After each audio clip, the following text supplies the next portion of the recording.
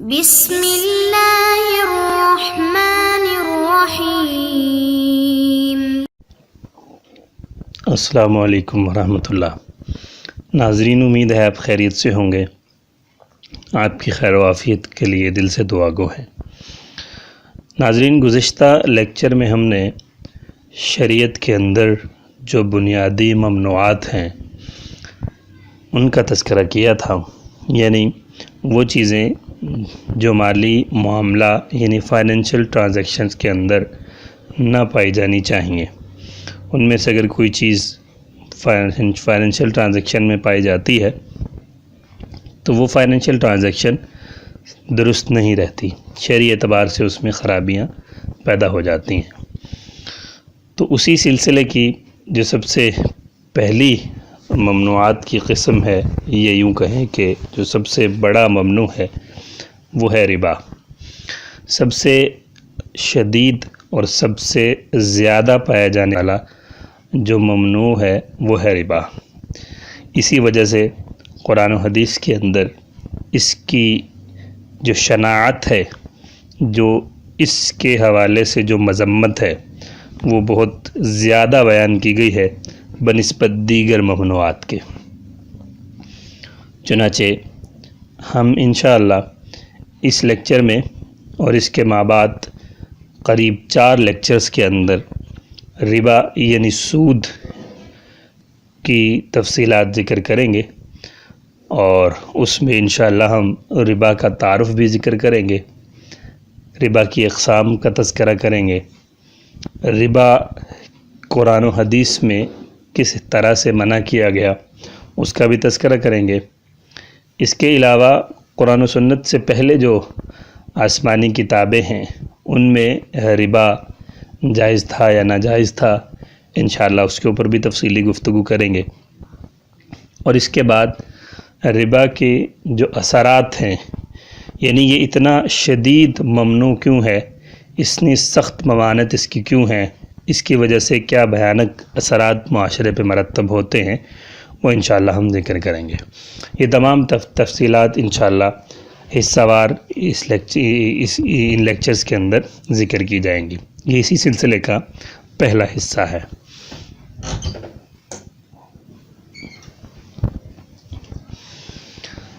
سب سے پہلے ہم ربا کا مفہوم سمجھتے ہیں۔ ربا کا لغوی معنی، یعنی جو لغت کے اندر جو اس کا معنی لکھا جاتا ہے، بیسک جو اس کا معنی ہے وہ زیادتی ہے، یعنی کسی بھی قسم کی اضافہ، کسی بھی قسم کا ایکسس، کسی بھی قسم کی بڑھوتری، اسے لغوی طور پر ربا کہا جاتا ہے۔ اسی طرح اصطلاحی معنی کے اعتبار سے ربا عقد میں یعنی فائنینشیل ٹرانزیکشن میں ایک ایسی زیادتی ہے جو کہ عقد میں مشروط بھی ہو اور عوض سے خالی ہو، اسے ربا یعنی سود کہا جاتا ہے۔ اس کی انشاءاللہ چونکہ اقسام ہیں اور ہر قسم کی اپنے اعتبار سے مثال ہے، تو اسی اعتبار سے ہم انشاءاللہ اس کو ذکر کریں گے۔ فی الحال سمجھنے کے لیے یوں ذکر کر لیا جا سکتا ہے کہ کوئی شخص دوسرے شخص کو 100 روپیہ قرض دیتا ہے اور اس کے اوپر 10 روپے کی زیادتی کی شرط لگاتا ہے، تو چونکہ 100 روپے کے بدلے میں 100 روپے ہونے چاہیے، 10 روپے کی زیادتی ہے، مشروط بھی ہے، اور اس 10 روپے کے بدلے میں کوئی دوسری چیز نہیں ہے۔ 100 روپے کے بدلے میں تو 100 روپیہ ہے، لیکن 10 روپے کے بدلے میں کوئی دوسری چیز نہیں ہے، وہ عوض سے خالی ہے، تو یہ تعریف ربا کی اس پر صادق آئے گی۔ اور اگر کوئی شخص شرط لگا کر یعنی طے کر کے کہ ایک 100 روپے پہ 10 روپے واپسی کی جائے گی، کوئی مالی معاملہ کرتا ہے، تو وہ مالی معاملہ اس کے اندر ربا پایا جاتا ہے اور وہ سودی معاملہ کہلائے گا۔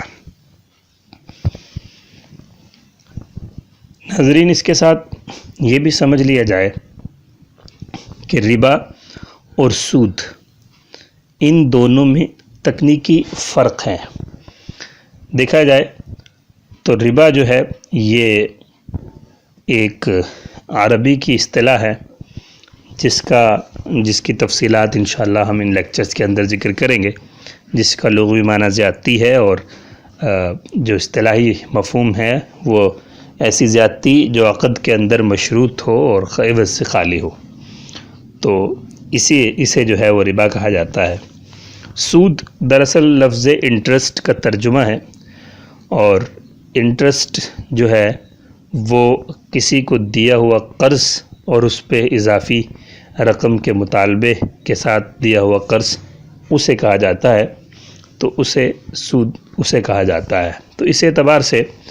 ربا جو ہے وہ اپنی تمام تر تفصیلات کے ساتھ بہت ساری صورتوں کو شامل ہے، جو انشاءاللہ آئندہ لیکچر میں آئیں گی، جبکہ سود جو ہے وہ صرف قرض پر مشروط زیادتی کا نام ہے۔ تو اس اعتبار سے ربا جو ہے وہ ایک بہت بڑی نیچر کی چیز ہے، جس کے اندر کئی ساری چیزیں ہو سکتی ہیں، اور سود جو ہے اس کی ایک خاص شکل ہے۔ تو یہ تکنیکی فرق اس لیے ذکر کیا جا رہا ہے کہ بسا اوقات جب لوگ پڑھے لکھے لوگ بھی سود کی ڈیفینیشن کو دیکھتے ہیں، انٹرسٹ کی ڈیفینیشن کو دیکھتے ہیں، جو کہ قانون وضعیہ میں ہے، جو کہ ملکی قوانین یا انگلش قوانین سے مترشح کی گئی ہوتی ہے، تو وہ انٹرسٹ اور سود کی ڈیفینیشن میں چونکہ جو ہے وہ سود ربا کی ایک خاص شکل کا نام ہے، تو وہ صرف اسی کو فٹ کرتے ہیں، اور ربا کی باقی جو صورتیں ہیں اس کو سود سے نکال دیتے ہیں، اس کو ربا سے نکال دیتے ہیں۔ تو اس لیے یہاں فرق کرنا ضروری ہے کہ لفظ سود کا اطلاق بائی ڈیفینیشن جو ملکی اور قانونی طور پر کی جاتی ہے وہ صرف قرض پر مشروط زیادتی کے ساتھ کی جاتی ہے، جبکہ ربا جو شریعت کے اندر حرام ہے وہ قرض پر مشروط زیادتی بھی ہے، وہ مالی معاملے کے اندر کوئی فائنینشیل ٹرانزیکشن میں کسی قسم کا عوض کے بغیر مشروط زیادتی بھی ہے، جیسے انشاءاللہ اس کی مزید اقسام ہم آئندہ سلائیڈز میں دیکھ لیں گے۔ تو اس بات کو بطور خاص سمجھ لینا چاہیے کہ ربا ایک عام چیز ہے اور سود اس کی ایک خاص شکل ہے، اس لیے یہ کنفیوز نہیں ہونا چاہیے کہ سود جو ہے وہ بہت ساری ربا کی اقسام سود پر فٹ نہیں ہوتی، یقیناً فٹ نہیں ہوتی۔ اب ہم ربا کی اقسام دیکھتے ہیں۔ بنیادی طور پر سب سے بنیادی طور پر ربا کی دو قسمیں ہیں۔ پہلی قسم کو ربا القرض کہا جاتا ہے، یعنی وہ زیادتی جو قرض کے معاملے میں شرط لگا کر مقروض سے وصول کی جاتی ہے۔ شرط لگانے کا مطلب طے کر مشروط سے لی جاتی ہے۔ وہ زیادتی قرض پر جو لی جا رہی ہوتی ہے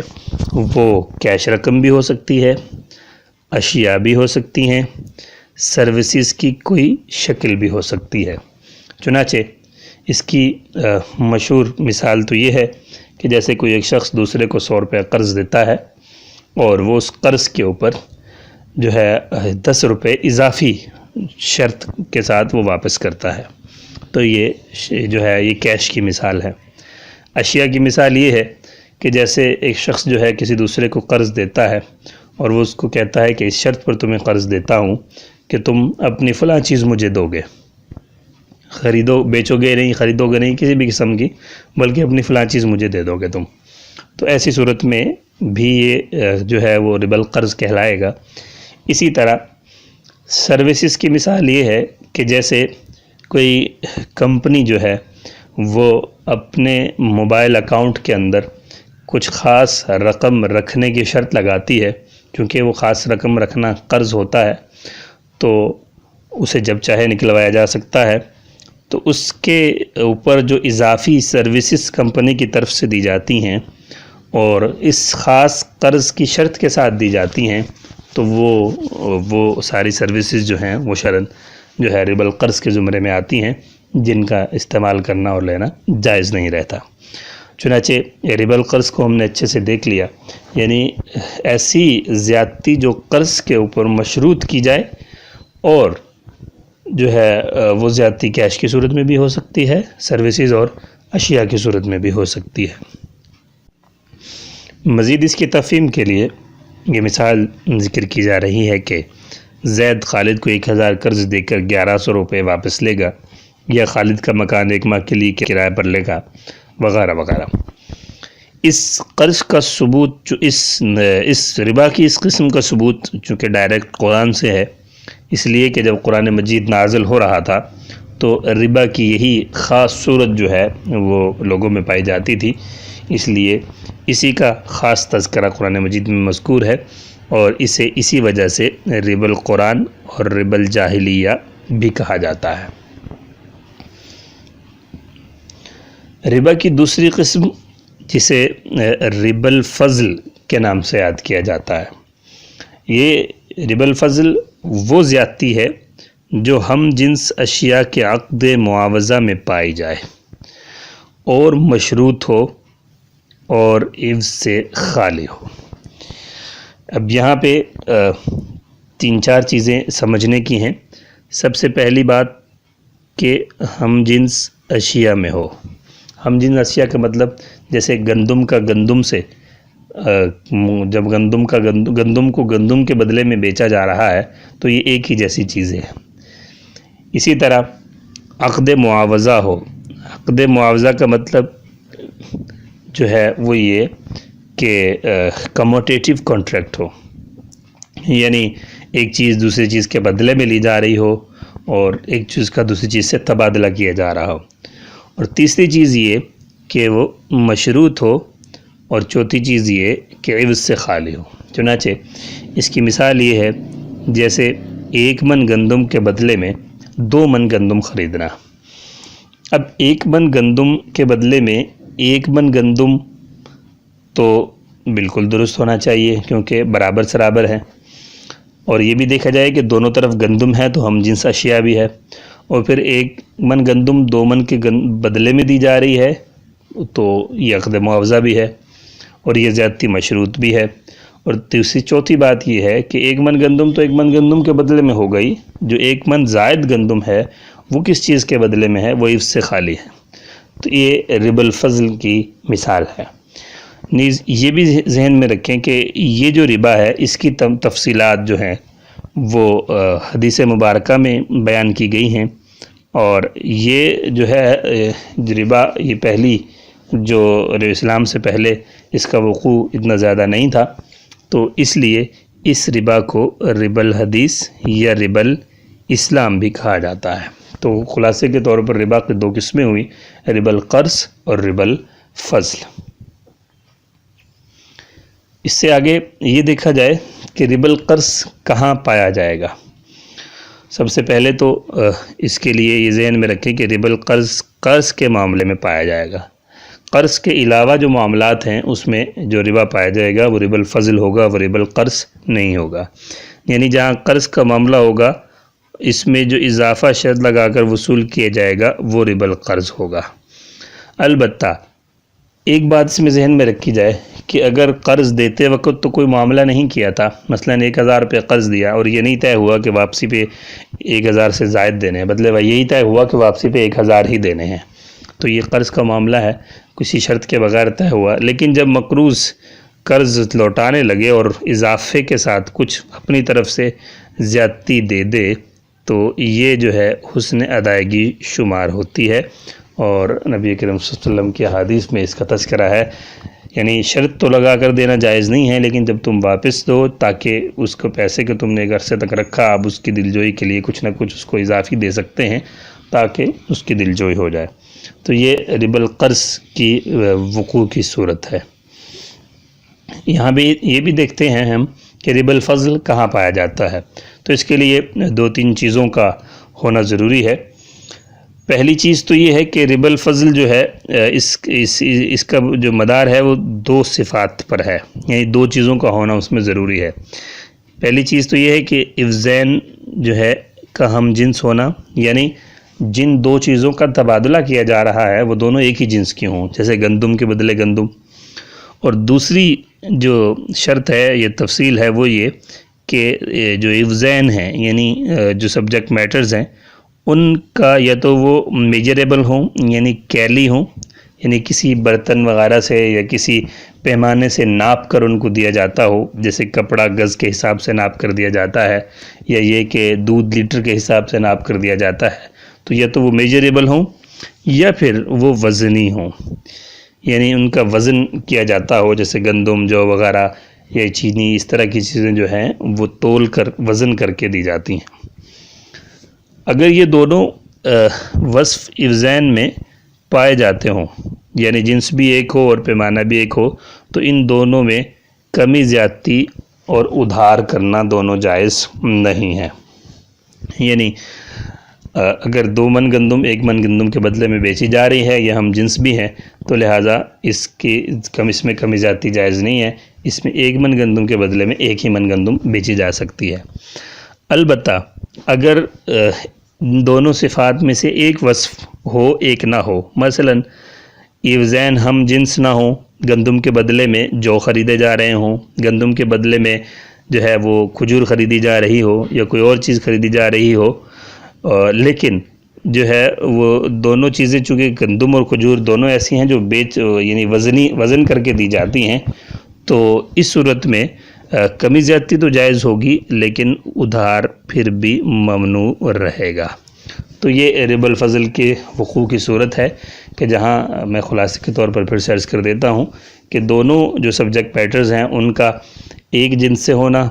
اور دوسری چیز یہ ہے کہ ان کا ایک ہی میجر کے حساب سے ہونا، یعنی یا تول کر دی جانے والی چیز ہوگی یا ناپ کر دی جانے والی چیز ہوگی۔ اگر یہ دونوں صورتیں پائی جاتی ہیں تو پھر نہ اضافہ جائز ہے اور نہ ادھار بیچنا جائز ہے، اور اگر ان دونوں چیزوں میں سے کوئی ایک چیز پائی جاتی ہے ایک نہیں پائی جاتی، تو ایسی صورت میں اضافہ تو جائز ہوتا ہے لیکن ادھار بیچنا پھر بھی ممنوع رہتا ہے۔